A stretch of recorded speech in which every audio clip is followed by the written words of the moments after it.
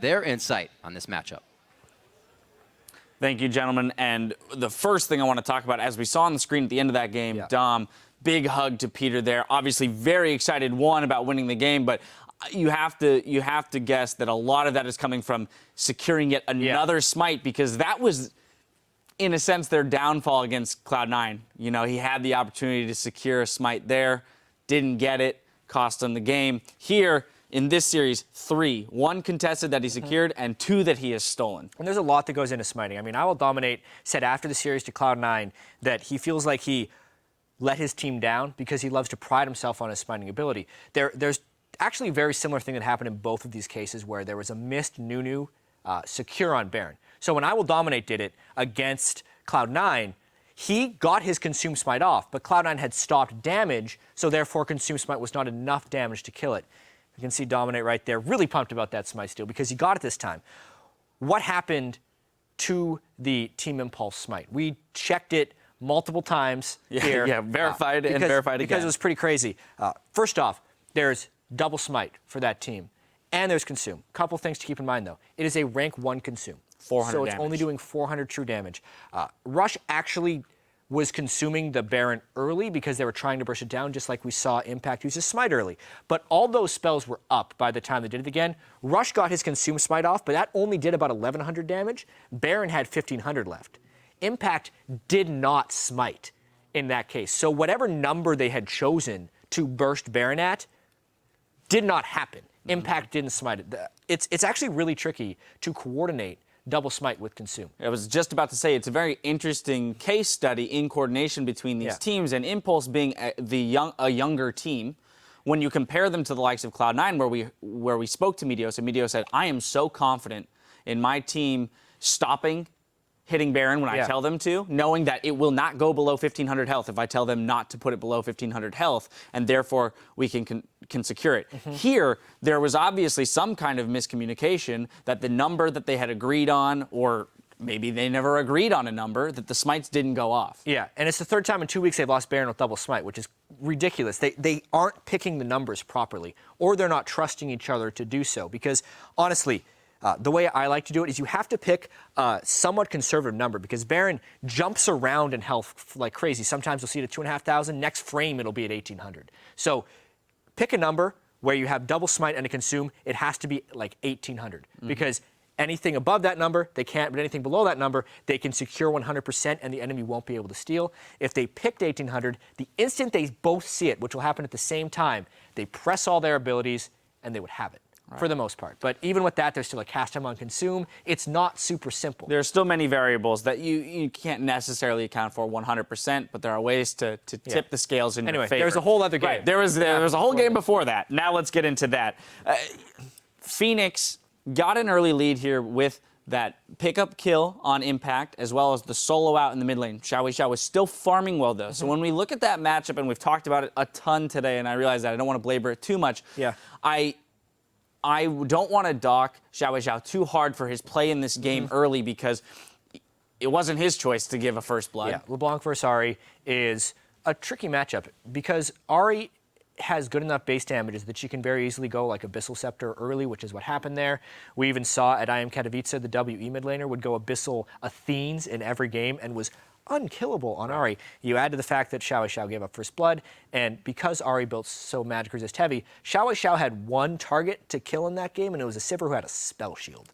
Not exactly a situation to succeed, which is another curious thing about Xiao and the way he picks champions, because this is the 2nd time where he gets to choose what he wants to pick, and he hasn't really made the optimal choice half the time. Picking LeBlanc into tanky champions like Sion and Gragas, as well as an AD carry that has a spell shield, so can negate some of your burst when you are a champion that needs to combo somebody out, and then you have some downtime before you can throw another round of burst down.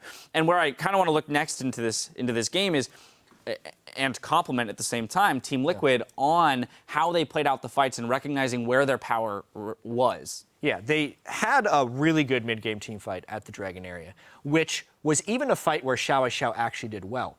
Xiao ended up picking up a kill on that Sivir. We actually have that clip. We can pull that one up because I want to talk through it kind of play by play here.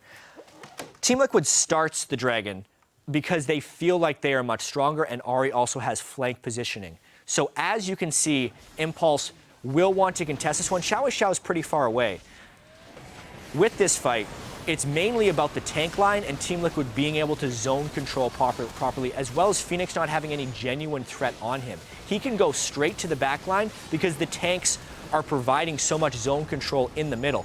Since Xiao got the flank, he killed Piglet, which for Impulse, honestly, if that happens at the start of the fight, they should be able to win that one. But because Team Liquid recognized how powerful Quas was, because of the awesome play Quas made out of that brush, and because of the lead that Ari had accrued throughout the early game, Phoenix dealt with the squishies in the top, and the tanks dealt with everyone. Right, and we just see the item build manifest itself there with that tankiness that Ari had. She felt free to dive through the entire team, knowing that LeBlanc was not a threat. Corki was really the only person who might be able to do damage to her.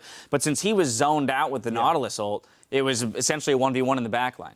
Yeah, I like that team fight from Team Liquid, and it's been a super back-and-forth series. I mean, these were not teams that we actually thought could play a back-and-forth series, because both of their series in the semifinals was Team Liquid 2-0, backdoor sweep. Tip won the first game, lost 3 in a row. So as far as experience goes, Impulse had 4 new members from last season. This is their first experience in the playoffs. They're getting better at playing best of fives. Team Liquid is doing the same thing. It's a team that has been heavily affected by nerves in the past. Piglet says playing against him is like, or Double has said playing against Piglet is like playing against a bomb. And obviously, that's not necessarily true in this set. Right, exactly. And you see Liquid up on your screens again, clearly still trying to work out what they want to do here, Game 5. I mean, you talk about pressure again, where this has been a back-and-forth series. So both of these teams, neither one of them really needs to be in the mindset of utter defeat. They're not getting run back on themselves, but neither of them is on a winning streak. So when you're approaching this 5th game, you can see, oh, looks like they're headed back in now. But game plan made. Exactly, yeah. It came to them, epiphany. No, but you can see, you know, how much is required in terms of discussion to really, I mean, this is your last chance right here. Yeah. Break the forever 4th curse, and you have to wonder, what do they go with?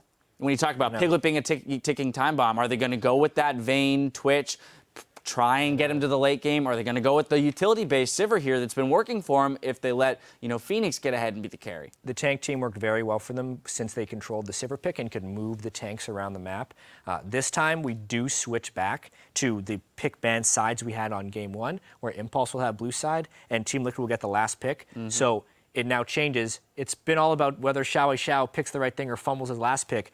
Maybe Team Liquid does an Orianna ban and then last picks Phoenix a mid laner. And this could actually be Phoenix's chance on his first split with Team Liquid / Curse to break the curse. To get the counter pick. I would like to see Liquid go for the Sivir if they have the, if it is open, take that in their first rotation. I like the idea that they can reposition themselves in team fights. And I don't think that Piglet needs to hard carry this game. Definitely not. They have shown this so far in the series that they can beat Impulse straight up when things are even and they have the comp they want. We'll keep it tuned right here for the game-deciding conclusion of this battle for 3rd place between Team Impulse and Team Liquid. Stay with us.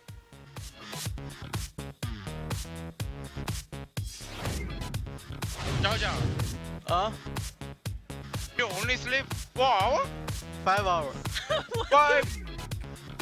What are you doing? What are you doing? I don't know. Watch the game. Getting popped by Phoenix. Somebody Hill keeps him alive for now. There's the dive. Hecarim picks up 1. Both supports are dead. Rush gonna follow as well. It's a 2 for 2. Without having the wards, and they just did so. Now they're set up for the fights as well. They seem down in numbers, but up in HP right now. 1K. I got it again! Nice. On high ground. Let's go mid. Piglet with those crit shots start dropping targets as well, and that's going to be Dominate coming up with kill number 2. Now Team Liquid makes a textbook win out of Team Impulse, and we are going to be taking this one to a Game 5.